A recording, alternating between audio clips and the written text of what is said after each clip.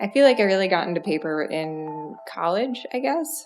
I was really struggling with mixing my own colors in painting classes and things like that. And now I actually look back at my work and realize I really wasn't, but I definitely thought I was. Struggled because I was comparing myself a lot to the other people. With paper, it was like the colors are kind of already laid out and I can kind of pick my palettes. And then it kind of evolved from there where it was like I actually really enjoy this process of making and the tactile aspect of it. From here, I can take the color and tint it a certain way or make it slightly different and make it work better for what I'm trying to do. And I actually feel like it pushed my shape language and my color language a lot further than painting or anything else has really done for me. And I also paint a lot at work. So the tactile aspect of it, where it became very three-dimensional, even though it's two-dimensional pieces kind of all layered on top of each other. It makes it more special, and especially when I'm creating something and seeing it go from a drawing to kind of this 3D unique piece is just something that really resonated with me. Yeah, I mean, my main subject is usually animals. I've kind of been obsessed with animals since I was a little kid. I got into art because I saw The Lion King and I came home and told my mom I wanted to learn how to draw that. And she showed me how to see the shapes in the characters and kind of got me started that way.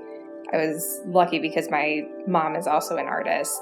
She has a degree in fine art, went to become a teacher, and actually ended up as one of the first female creative directors for an advertising agency. So she kind of has like an interesting background. And so I think it was kind of something special that she passed down to me too. Yeah, so I wanted to learn how to draw The Lion King and she showed me and it kind of evolved from there. I always thought that I would go into animation or something in the entertainment field. And then when it came time to apply for college, for some reason, I checked the illustration box instead of the animation box when they were asking for my major, which is kind of a silly story, but it also kind of changed the course of my life, I guess. I majored in illustration then and kind of really found that I did want to draw and make things in kind of a physical sense instead of spending my time animating or being in front of a computer. And it kind of launched me into this different career that I never really thought I would have, on top of also trying to do my own thing.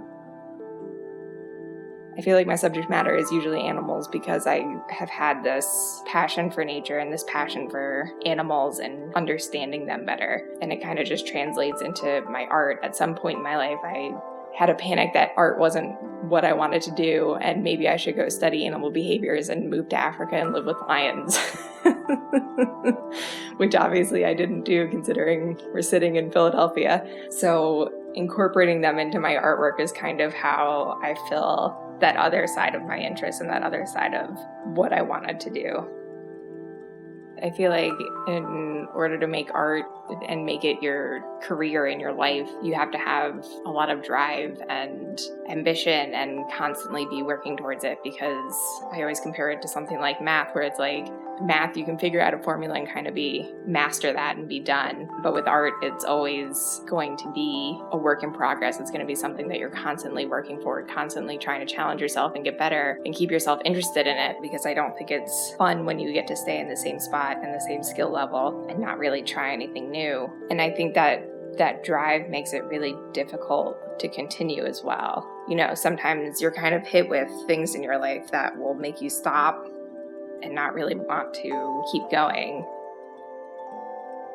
But for me, it was 2 Januaries ago, we found out that I had stage 0 cancer. It was something that hit me really, really hard, especially because, you know, I was under 30 and I felt like my body was failing me. So it kind of threw me into this weird, dark place that I couldn't really talk to anyone else about or bring it up with anyone, because it was kind of this uncomfortable thing. And, you know, dealing with that kind of took away my drive and it took away wanting to keep working. And I wish it was the opposite. I wish that like it gave me the, I don't know, courage, I guess, to keep going and like keep working really hard and get the most out of life. But it kind of just put me instead in this like dark place where it's like, well, why am I continuing to work and do what I do. I had 2 surgeries to take care of it, and I've currently a clean bill of health, thankfully. And I've been able to go to a therapist and deal with all of the emotions and the sadness that goes along with it.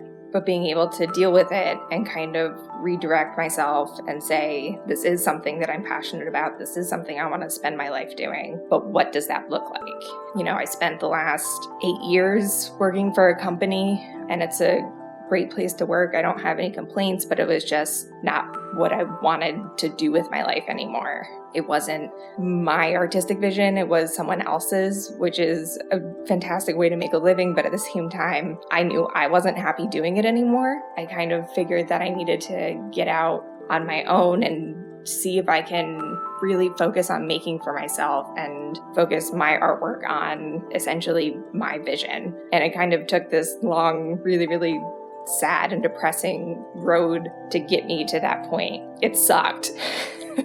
It really, really sucked. But the end product will hopefully have been worth it. Maybe.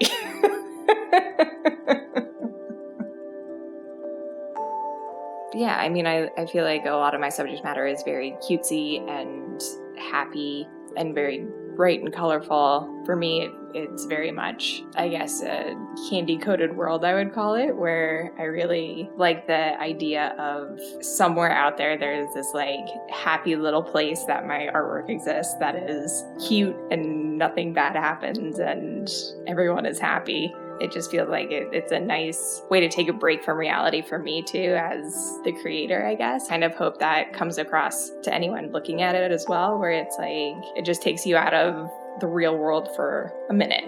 And for me, when I'm making it, I get to kind of close myself off from the world and be absorbed by, these happy things that are nice to think about for a while. Disney's a huge influence in my life.